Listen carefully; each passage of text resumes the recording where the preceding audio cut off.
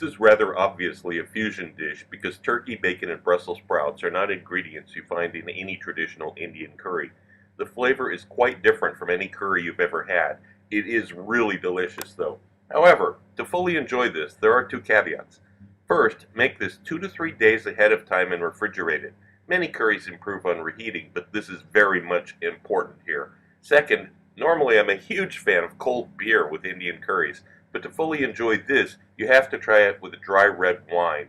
Like I said, this curry is nothing like you've ever had before.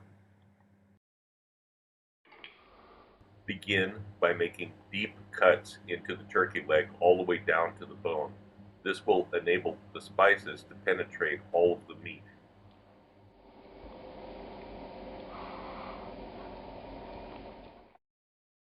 Now sprinkle on about 2 tablespoons of the tandoori spice mix and massage it well into the meat.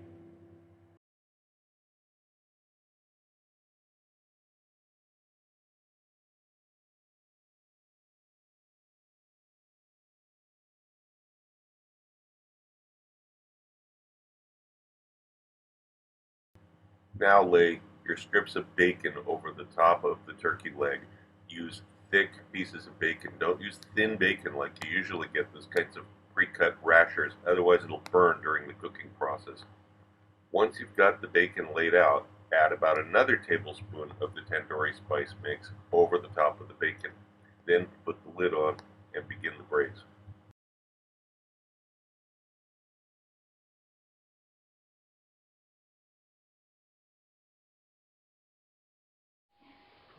This is what it should look like after the braising time.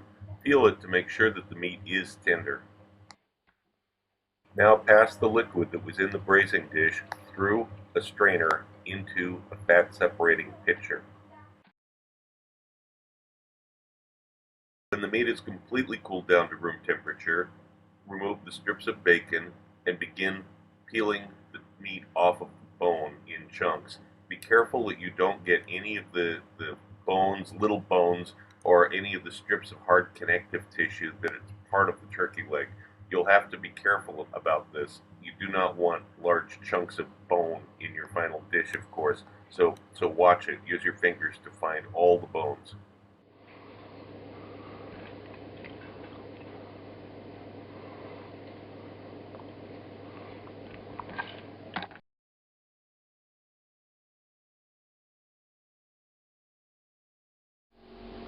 To show you here, this is what the juices that collected off of the turkey and bacon. I defatted them with the fat separating pitcher, and now we have something that's quite jelly-like, as you can see.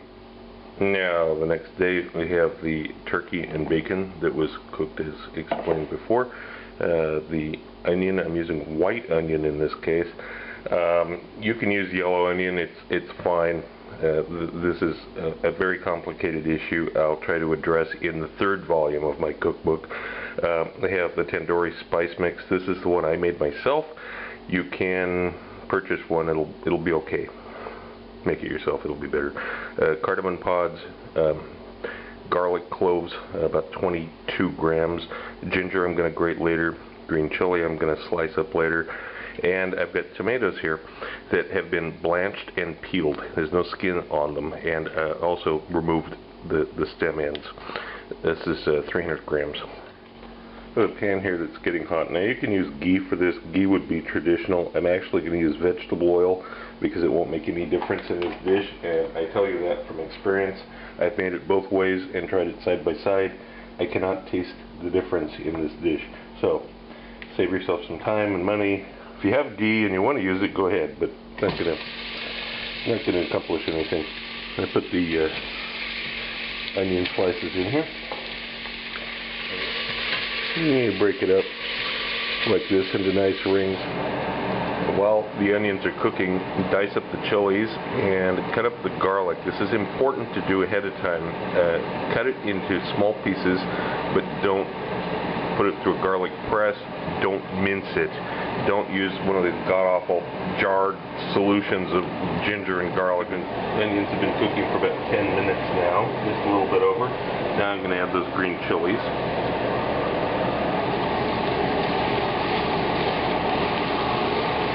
And we continue cooking it a little bit more.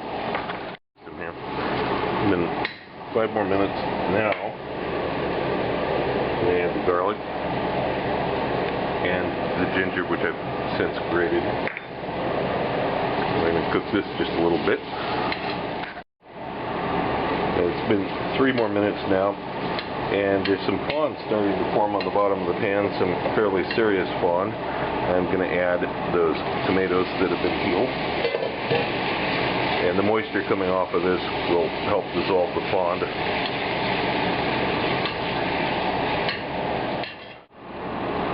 About 6 or 7 minutes later, the tomatoes have broken down enough finally that they're starting to become liquidy. The fond has been picked up from the bottom, and now I can add the other tablespoon of this tandoori spice.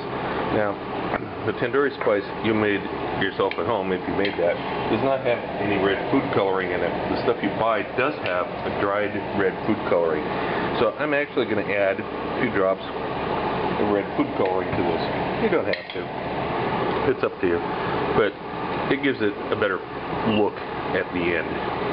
So this is going to continue to cook for a while, of course.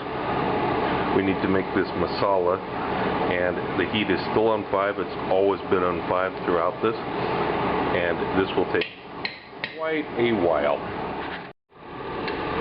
After about 20 to 25 minutes, depending on the heat of your stove, it starts to get to be quite thick like this. Now I'm going to add in the meat, the turkey, and the bacon that was cooked earlier. Integrate this.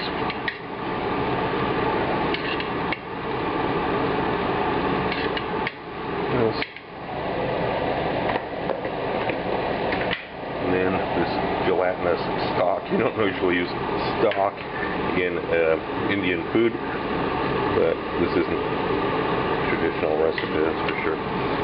So you're going to get this up to where it's a simmer. It'll take a few minutes. It still heats on medium. And when you start seeing bubbles breaking on the surface like this, lower the heat down just a little bit from 5 to about 3, and put a lid on it and begin the cooking time. This is what it looks like cooking away. 3 is still a reasonable heat because the lid is on. Now, I know I've said don't have things at a rapid boil when the container is open, because then flavors are blowing out. But as long as the container is closed like this, flavors are trapped.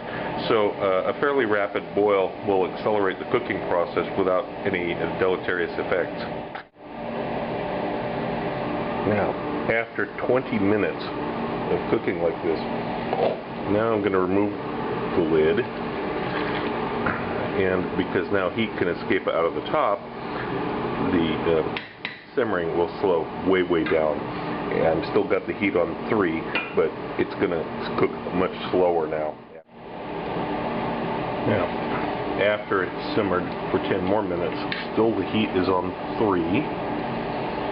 Now, I add these Brussels sprouts. I got 150 grams of Brussels sprouts that have been halved. So all I did is just wash them, trimmed them up a little bit, cut them in half.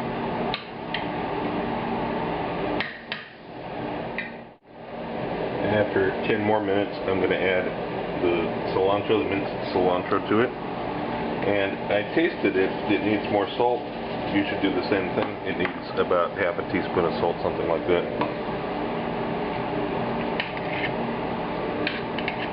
Stir it while it continues cooking. The salt will be absorbed by those Brussels sprouts. So you might have to check it and add even more salt just before you're finished. I just tasted again, and the salt level is just fine now. Now it needs a little bit of sweetness. Now, if you don't have it, you can add a little brown sugar. I'm going to add date syrup, about a tablespoon of date syrup to this. It's a very nice ingredient to have. It adds a flavor that's very hard to describe. Very useful in savory dishes where you don't want to just add raw sugar to it. Brown sugar is okay too.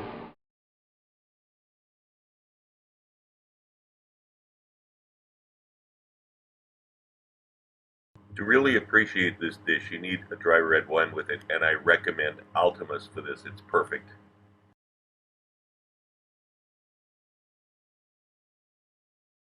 The second volume of my cookbook is now available through Amazon and other booksellers. It covers the YouTube recipes from the last 8 months with more in-depth information. I received requests for the procedures on all recipes, and I've listened to you. Every recipe has step-by-step directions, and of course there are recipes that aren't on YouTube. But this is not just a recipe book. Far from it, as you can see from some of the topics scrolling by here. I'm certain that anyone who watches my channel and any serious cook will find this book a treasury of useful and new information you won't find anywhere else. If you want to know more about my adventures as a chef around the world and have some great laughs along the way, be sure to check out the video tour of my book, 40 Years in One Night. It's up on YouTube right now. Click the link. Also look for my cocktail book, Cocktails of the South Pacific and Beyond, Advanced Mixology, available through Amazon online.